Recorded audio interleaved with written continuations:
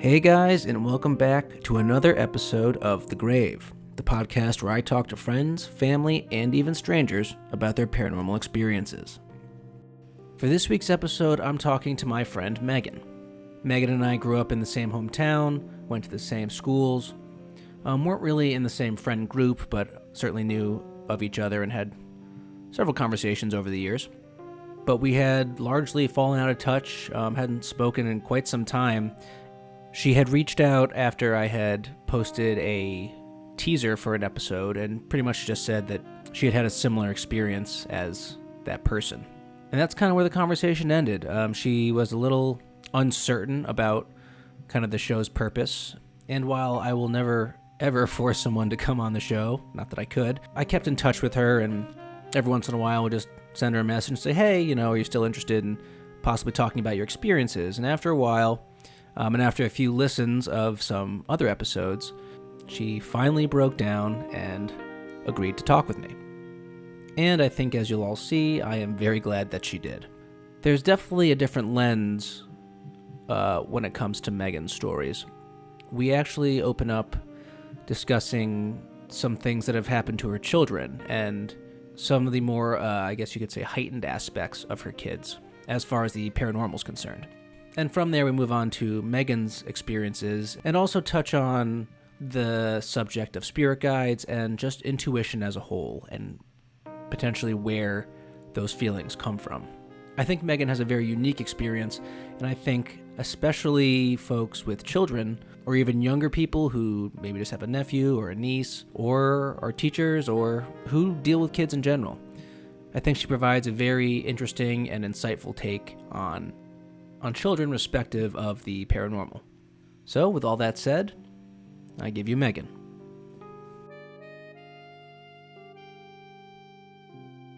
Okay. How are you? I'm good. How are you? I am great. Thank you, first of all, so much for doing this. You're welcome. You might hear my dog. She is very protective, and she's hearing you. So Stranger in the house. Yeah, stranger in the house. So she will probably be in here in a minute to investigate. That's complete. My two guys were just barking as well, so we may hear each other's, and they may get each other going. So I'll edit it out in post. Okay. How have you been? Good. It's been a long time since I've talked to you. Yes. Did not expect to be talking to you from inside a closet with horrible lighting. I do respect that you are in a closet, though. It's much more spacious than I thought it was going to be honest. So. It's actually a really good sized closet, but we have a pretty open concept house. And so there's not a lot of small rooms that would be good for audio. Very echoey. All right. Yeah. Well, I appreciate you taking that note seriously. Well, again, thank you so much for doing this. And I know, I've been trying to get you on for a while. I guess to start, I want to just kind of broach my initial conversation with you and you having some trepidation about talking to me and kind of what was the catalyst for you actually deciding to come on and chat with me. So, to be honest, when I first saw on Facebook that you had this podcast called The Grave, and I saw the graphic that you chose, it was pretty much when I was starting to take spirituality a little more seriously and see it as a means of connection and communication in a way. And so I saw it and I thought, oh man, this is just like a horror show kind of. And so then I listened to your podcast. I kept an open mind because knowing you, I was like, okay, let me give him the benefit of the doubt. And I was impressed with the variety of guests that you've had and the different experiences that they've talked about. So I'm kind of excited to just continue listening and see where you take this. So I am by no means an expert. If anything, I am very much kind of exploring what's happened to me with an open mind and trying to figure it all out, honestly. Sure. Aren't we all? Yeah. Cool. Yeah. I mean, that's great. I think the main thing that I think the imagery that I used for the podcast can be a little deceiving because yes, I do want it to be scary, but I also want it to be kind of enlightening and and, you know, an open forum for people to discuss, you know, any type of experience, really, paranormal or, Yeah. you know, some sort of spiritual experience. And I think from what I've gleaned from things that we've talked about, you know, I think you have a somewhat different experience than almost any other person that I've had on the podcast so far. So you had initially started off by telling me that your children were kind of sensitive or had experiences. I was Yes. hoping that we could start with them and then maybe work our way to you and kind of your beliefs. So both of my kids have always just been very empathetic in a way that is not always typical of children. And just for reference, I teach first grade and I taught kindergarten for 8 years before that. So I'm around a lot of kids and I spend more hours a day with children than their parents do. So I get to know their personality, who they are pretty well. And Jack, from a very young age, he would say things and just be in tune with other people and in a way that was not very typical of children. Hmm. I believe he was about 2 and he started talking about someone named Archibald. And Very that's specific name. a very specific, that is a very old name. Yeah. And he was talking about this person on a pretty regular basis. And it was kind of odd, especially because you don't know if this is a spirit who has good intentions or not. And so it Did kind of, he clarify, or did he give like specifics about him, like age or what he looked like, or? no. Honestly, Jack is as open as he is. Um, a lot of times when this topic specifically would come up, it would be the kind of thing where like you take what he is willing to share. Like once you start probing and asking questions, he would kind of shut down. And so it was happening so often with not just Archibald, but just he was asking a lot of questions about death that I thought was very odd for such a young child to be asking. And you think that he would have like a Wednesday Addams vibe based on Right. me Yeah. saying that, but he's not that type of kid at all. So a friend of mine, she is actually, I don't know if I want to say she's a medium, but she's just she sees spirits. Oh, um, okay. yeah, yeah, she had a pretty traumatic incident happen to her, and when she was in the hospital, she started seeing spirits. Because of that, she got into contact with other people who were mediums and spirit guide and not spirit guides, but like spiritual healers. Hmm. And so she recommended that I go see this woman who was in Bristol. She had a not a spa, but like a place where you could go and she would do readings and kind of just ask like what you wanted from the session. And I told her about my kids. She said, well, they're both definitely crystal children for sure. Hmm. And she said that she knew that my husband's grandfather lived with us. He's lived with us since I was 6 months pregnant with my son. And I Oh, was wow. very careful. As much as I had an open mind, I was very careful not to divulge any information Good. Yep. to her, and because I wanted to make sure that she was legitimate and authentic. Sure. And so she knew that my husband's grandfather lived with us, and she also said, she said, Jack can see his grandmother, my husband's grandmother. Hmm. She passed away when I was 6 months pregnant with Jack, so she never got to meet him. Okay. And so I said, well, is she okay? Like, what does she need? And she said, honestly, she just doesn't want to miss out. Oh, She just that's wants, nice. she wants to see him and she wants to watch him grow up. And she said, Jack sees her regularly. And Did I was, Jack ever bring her up like Archibald? Oh, okay. yep. Nice. Her name was Willa, and he talked about Willa quite a bit. Even after my husband's grandfather moved in with us, I would feel things in the house. All of a sudden, I'd get a whiff of cigarette smoke. She was a very heavy smoker. Okay. And so I would feel like she was standing right near me. And so I would get that whiff of cigarette smoke, almost like she was just checking on Jim, my husband's grandfather. And then this was a pretty crazy thing that happened. And I wish I was there and I wasn't. So my husband grew up very good friends with a guy who lived down the street from him, practically lived in their house, was there all the time. And his friend had an aunt who was disabled, and she lived in the house. She had to go to a nursing home. Unfortunately, she got a urinary tract infection that just continued to spread because she was not able to communicate what was happening to her. She unfortunately passed away. And my husband's friend's mom was kind of like Mark's second mom. Yep. And she was really distraught about the whole thing, like just felt extremely guilty that her sister had passed away, felt like she could have done something else. Sure. So my husband took both kids with him to the funeral and the wake. I know people might have different opinions about like exposing your kids to death or not, but we want them to understand like death is a part of life. Sure. Yeah. And that it's important when people pass away that you're still there for their loved ones. And so they went to the wake. There were no pictures of this woman in the house. Jack has never met the woman who passed away. They went out to the car and Jack started crying.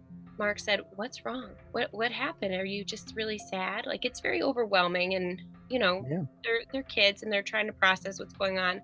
Jack said, "Daddy, I saw Louise. I saw her. And she looked at me and she waved at me." My husband said, what do you mean?" And he said, "She looked kind of blue." And he described her face. He described she always wore her hair in a very tight bun. And he described her hairstyle like that. And Mark even went back inside to double check that like there were no pictures for him to reference. And closed casket, I'm assuming. Close. She was cremated. Oh, okay. And so my husband said, "Well, did she have glasses on? Because she always wore glasses." And Jack said, "No, she didn't have glasses." So that's where my husband got skeptical. Like, Mark told his friend Tim that this had happened, and he said, "Yeah, but you know what? He didn't say she was wearing glasses." And Tim said, "She actually got surgery a few months before she passed away, so she didn't need glasses anymore." Oh, shit. Yep. Wow. And so Tim and Mark shared this with Tim's mom, and she said it brought her such peace knowing like her sister was okay, that she wasn't in pain anymore, that she actually looked happy. Your son does this often? Like does he often be like, "Oh, I saw so and so," or I bumped into a weird person today that may not have been alive? No, not anymore. So this was about 2 years ago that happened. And I feel like as he's getting older, it's not happening as often. Makes sense. So yeah, so it happened more when he was younger. Okay. All right. Well, I mean, yeah, I think we both are on the same page as far as, kids are maybe more open to these types of things. Before we move on to your daughter and then you brought up crystal children. Now, I had to look this up because I'd never even heard of it before. And I fancy myself somewhat of a savant when it comes to paranormal stuff. So when I was like, what is a crystal child? Would you mind just, delving into that a little bit?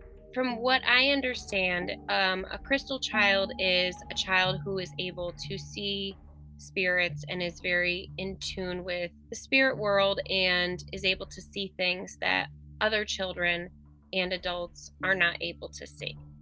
Gotcha. And all right, so that's perfect segue into, so we know Jack's story and kind of what he was able to do. Now, you said that your daughter, this may be only part of her story, but from what you discussed in your email, you had said that there was potentially a dark presence or entity that might be affecting her.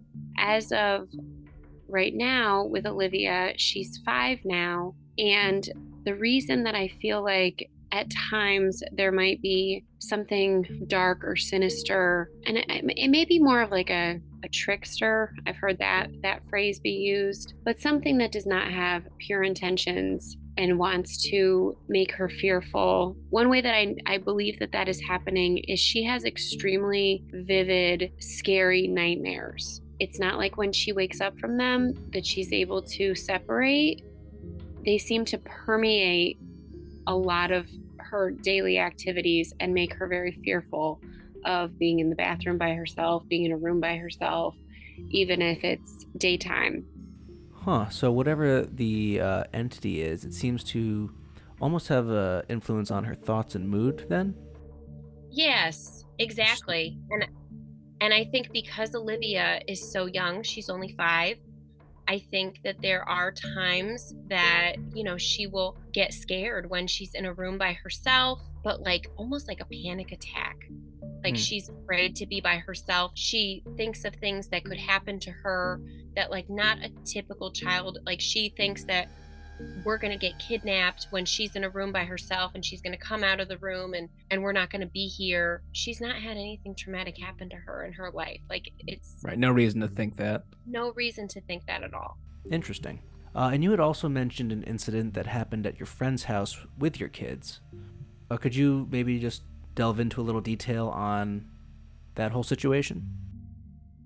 Okay, so when Olivia was very young, I would say maybe about 2 years old, we were at a friend's house. They had just bought their house. It was brand new to them, not a brand new house. We were swimming in their pool, came inside to change, and Olivia was in the kitchen with my friend, Sarah, who had just purchased the house. Olivia and Sarah are standing there, and Olivia points down to their basement. It wasn't like a basement, like a freaky, scary basement. It was a split level house. So there was like a family rec room down there. And she points down those stairs and she says, who's that man down there? And Sarah said, there's no man down there, honey. And so Olivia kept staring down those stairs. And I came out of the bathroom and Sarah told me what happened. And Olivia insisted that there was a man in the basement of that house. In the same house, on the same day, when we were out swimming at the pool, Jack, who usually loves to swim, both my kids, when there's a new spot, a new location, it's not like they have any type of fear. They love going new places. It's always like a big adventure for them. And so we were swimming in the pool, and Jack wouldn't let my husband put him down. He wanted to be on him the entire day. He kept telling us that there was someone else in the pool with us, even though we couldn't see anything. All right. Well, all right. So you have two crystal children. That's, I mean, that in itself is the fact that they're both, empathic and somewhat sensitive to these things. It's a shame that Jack is losing the ability. So let's maybe touch on that just for a moment. Yeah, he still has memories though. And I did ask him if he would be willing to talk to you, and he said yes. I don't know if eventually that's something that you would want, but he said he would feel comfortable doing that. Cool. Yeah, I mean, that would be very interesting because I am someone who the very first episode of this podcast I ever did was my stories, and the Mhm. earliest remembrances I have of something that I believe to be paranormal was when I was like 4. Mhm. So I do believe that like children especially are much more susceptible to, Yes. you know, the paranormal and things of that nature. So that would Mhm. be very interesting to have a child's point of view, actually. All right, so let's move on to you then. So we've touched on your kids. What would you say? Like, you can divulge as little or as much as you want, but I guess in general, I guess what has been your experience with the paranormal? I guess maybe from your earlier years, and then maybe let's move up to present day if possible. Sure. So when I was very little, we lived in a house before we actually moved to Old Saybrook. We lived in an 1843 farmhouse, and my father was told that there were children buried in the backyard of our house. Great. And yeah, I Good mean, way to start things off. mhm. But when I was very young, one day I was drawing a picture and I drew all these people and I put a rectangle around a small person in the middle of the picture. And my dad asked me, who are all these people? And I said, oh, that's the mommy, that's the daddy, that's the brother, that's the sister. And he said, well, who's that in the middle? And I said, that's the baby in the box. And we had a hearth by our fireplace. And I said, Daddy, the baby in the box was right there. And that would have been like the place in the house where they would have had a viewing or a casket. The body. Yeah, I mean, that it would have been the most logical place. Yeah. I don't remember that because I was only 3, but my dad told me that I really freaked him out. Yeah. And then another time I was at the window of our kitchen, and he said that I was just looking out the window, and all of a sudden I started screaming and got very upset. And he said, what's wrong? What's wrong? And I said, make the man stop, Daddy, make the man stop. And he said, what man? He looked out the window. There was nothing there. And I said, the man is hitting the horse. Make him stop hitting the horse.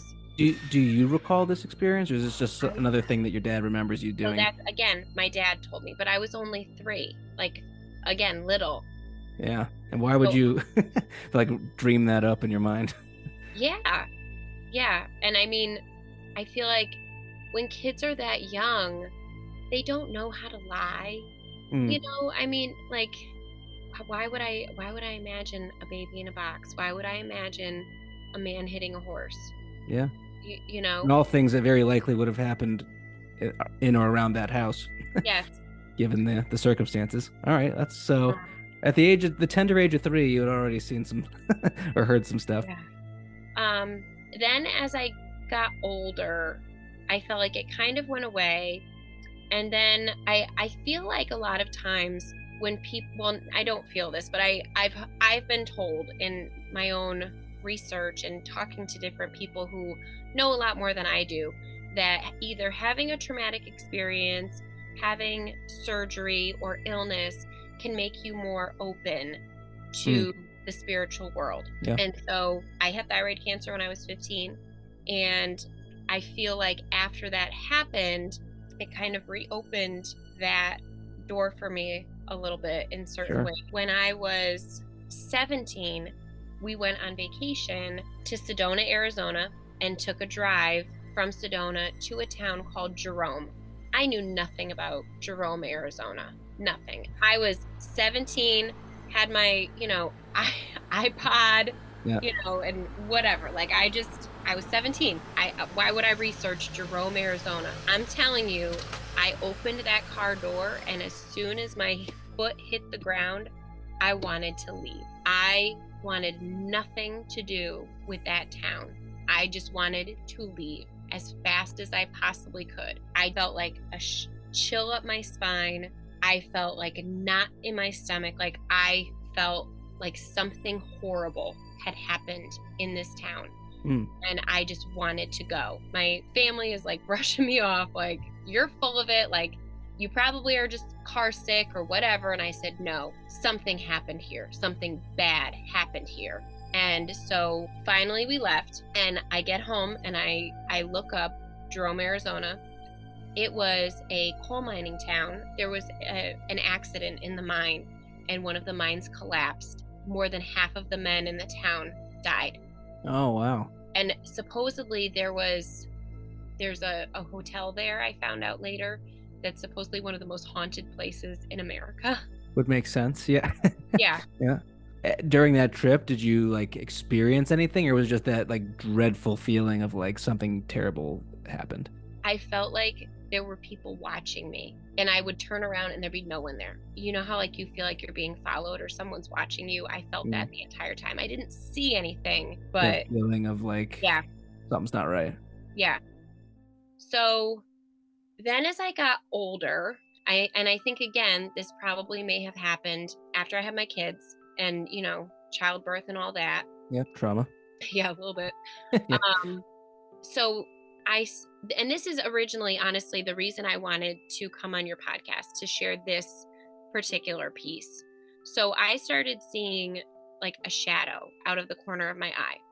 And I would be in my kitchen in my house, and I would see, so like, it was never when I was looking directly out the window, But when I was looking like off to the side, I would see somebody walk past the window. When I would go in the basement, I felt like somebody was down there with me. And I felt like the presence was getting stronger and stronger, almost like there was somebody there who wanted to tell me something. I noticed that the presence felt stronger when my husband was not home or when he was away on a trip. He goes away for trainings and things like that Yep.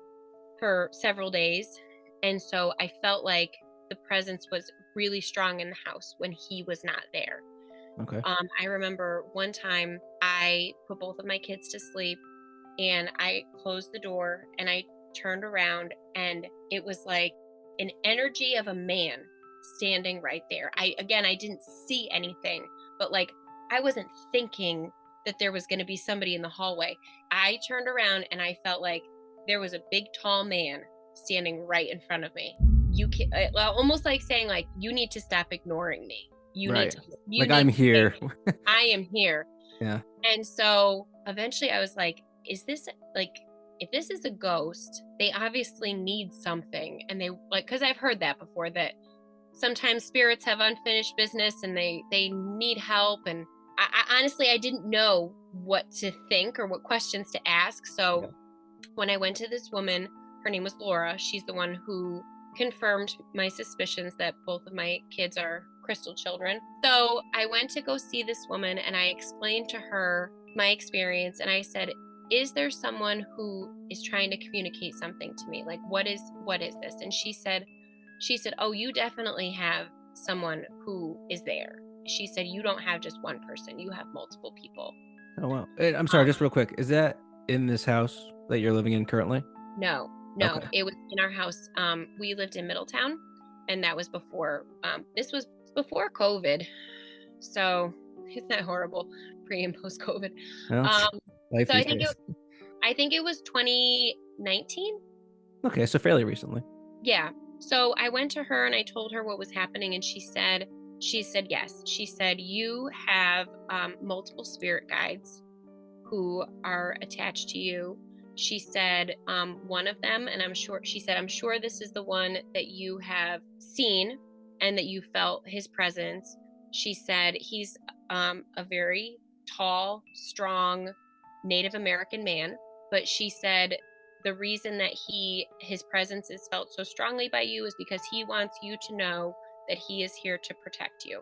And he just wants you to know that he's there and that he's protecting you. Do we think that this happened after you gave birth, but is it maybe a two-parter where it's like it was because you went through the trauma of birth, but is there any attachment to the house at all for the like is there potentially like a Native American like either burial ground or some sort of, history there? Or is it So I thought about that, and I thought that maybe because it was happening only in that house, that was like a house thing? yeah, that it was a house thing, but I don't think he's attached to the house. I think he's attached to me. So is he still with you currently? So okay, so here's the thing, and Forgive me if I'm gonna try. jumping ahead. Yeah. No. I have been like stressing all day, like I'm gonna talk in circles and it's gonna make no sense. After we moved and we flew back to Connecticut to visit my in-laws. Actually, I'm sorry, let me back up just a little bit. Okay. So I think part of the reason that his presence was so strong is because I felt like he was trying to push us to move. Hmm. And that sounds wild, I know, but for a long time, I had this very strong feeling like you don't belong here anymore. It's time for you to go. It's time for you to go. It's time for you to go. And it kept growing and growing, and I felt like I kept ignoring it and ignoring it and ignoring it. But I feel very strongly now that I've learned more about spirit guides that they are here to help us meet our purpose in life. If Sure. that makes sense. Like, everybody has, I wouldn't say a destiny, but like I think everybody has a purpose to do something good to make the world a better place. And like if you pay attention to certain signs and certain feelings that you have, and if you follow your intuition, I think that it can guide you to do the right thing. And I think I've learned a lot about trusting my intuition from practicing yoga, from doing meditation. Sure. Meditation is where I've connected with my spirit guides and have felt like I know how to make certain decisions. I think that that's why his presence was so strong. It wasn't like the typical ghost story where it's like, get out of my house. That was not Right. it at all. It was like, you don't belong here anymore. This is not where you're meant to be. And so when we finally put our house on the market, I was out in the yard mowing the lawn, and I could see at the end of my yard a man. It was like a shadow, but he was standing there. We had sold our house. I was mowing the lawn, but it was like he was there telling me, like, you did the right thing, like you're on the right path, like just confirming for me this is the right thing to do, moving over 1,000 miles away. Right. That's wild. Yes. I'm just wondering what your reaction was to that. Were you like, okay, hello, sir? I mean, so I feel like as soon as I am now that I am aware that he's there, as soon as I'm like truly cognizant of his presence, he's gone. So he's always lurking on your periphery. He's always, around the corner, so to speak. I think it's pretty cool. I got this big Native American dude at bodyguard that's just protecting me all the time. Probably better than a lot of folks. Yeah. But another time when we did travel back to Connecticut, so it was me and my 2 kids. My husband wasn't able to come on the trip, but we were staying with my in-laws. It was the beginning of last December. And so unfortunately the heat in my in-laws' house was not working. We were on a blow-up mattress in the living room of my in-laws' house, and it's freezing cold because it's December in Connecticut. And I woke up in the middle of the night, and he was standing at the foot of the bed, probably 6'2", shadow. And I sat up, and as soon as I sat up, he was gone. Are there any, just real quick, are there any like identifiable features, like maybe like a headdress or some beads or anything? Or so unfortunately, no. Like, honestly, every time I've seen him, it's just a shadow. It's just like a black figure. But I wasn't afraid. Like, I know that for other people that would be scary, but I feel like because I sought out spiritual guidance from someone who had experience and wisdom in areas that I don't, that I know that there's nothing to be afraid of. Like, I know that happened because he pretty much was letting me know, like, I'm here and I'm protecting you. Like, you will have a safe journey because I'm here. Okay, so some reassurance. Yeah. Yeah, if you can call that. I honestly, dude, like, I feel nuts sharing this, but honestly, everyone says that. Yeah, and I get it, but Jack has said to me that he has seen, and I have not really said anything about like spirit guides around him, but then he started telling me he was seeing shadows out of the corner of his eye, like describing almost verbatim what started happening to me. Yeah. And I think my main motivation for wanting to talk to you was because I initially assumed that it was negative. I was initially afraid.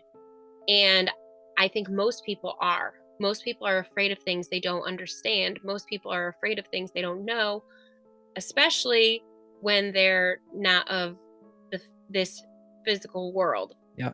And I'm not going to pretend that I know everything or I can explain everything, but I think keeping an open mind is really important, and understanding that, like, just because you're seeing things that you don't understand or having feelings that you don't understand, it doesn't mean that they're negative. And also, I know that probably a lot of parents, when they hear their kids talk about things that they've seen, kids get brushed off. Parents don't always listen to their kids. So I think that we should value our children's experiences and listen to what they have to say, because a lot of times I think spirits are trying to communicate with us and they're trying to connect with us. Like, just as an example, so the school that I'm teaching in now, I truly feel like I have a purpose there. And I think probably a lot of teachers would say things like that, but I feel like trainings that I have had, experiences that I have had, are necessary and valued in this school. It's a very high need school that I work in, but I think I am meant to be there. I think that my influence in this place could possibly result in better services and better education for hundreds of children. Because I'm a mouthy Yankee, I guess. I think they got a little more than they bargained for with me. You get stuff done. Yeah, but I think I'm bringing attention to a lot of issues that have gone unnoticed. Not unnoticed, but just undealt with. Sure. And so I feel like already I am starting to make changes in a positive way. And I think I'm waking people up to the fact that, like, we are more capable than we think we are.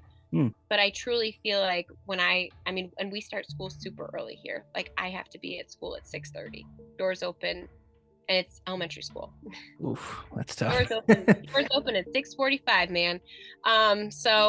But that's what gets me up in the morning, is that I feel like our purpose is here. And my husband, he's a police officer. He was a police officer in Connecticut for 12 years. And now he is on the Metro Nashville force. And he had his academy training, and he had to do FTO. So now he is on the road. I think he's been on the road less than a year. He's already saved 2 people's lives. Oh, wow. Yeah. And I even said to him once, like, one of the guys that he saved was shot in a robbery. And I said to him, because you were there and you saved, like, the man was by himself in a hallway bleeding to death. And there was nobody else coming. Yeah. Nobody. He would have died. No question. And I said, do you realize, because you were there, now that man gets to get married, possibly have children. He gets to live a full life. He has that second chance because of you. And my husband goes, I never really thought of it that way. Yeah. Most guys probably wouldn't. So Yeah. But it's like the ripple effect. You don't always directly see the impact of the things that you do, but I feel like we both are supposed to be here. I followed my intuition, and I listened to the guidance that I was trying to get from spirit guides who truly who want the best for me. Sure. Yeah. And I was gonna say too, it's like, you followed your intuition, and you listened to your spirit guides, and they've led you, to this point where, lives are being saved, lives are being bettered. So, to your point, it definitely seems like, you made the right move. However you want to cut it. Some people might call them angels. I Yeah. think that that's more of like the common term. So, I mean, I don't think it really matters if you call them angels or spirit guides.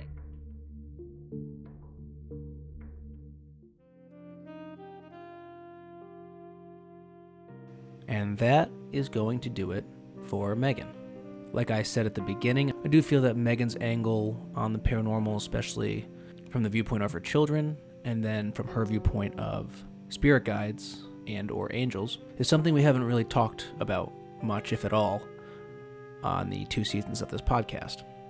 And intuition in itself is something that we probably don't think much about in our day-to-day, but there could certainly be something to feelings that we feel and listening to those. But I do find the prospect of spirit guides or guardian angels, or however you want to classify them, I found it to be, like I said, something that you may not think about all the time, and that, as Megan has said, may seem scary at first, but if you take the time to pay attention and listen, you may find yourself in a better position than you were before, as she clearly is. So I hope you guys enjoyed this week's episode, and again, I just want to thank Megan so much for coming on and sharing her experience. So as always, thanks for listening, guys, and I hope to have you all back for some more scary stories.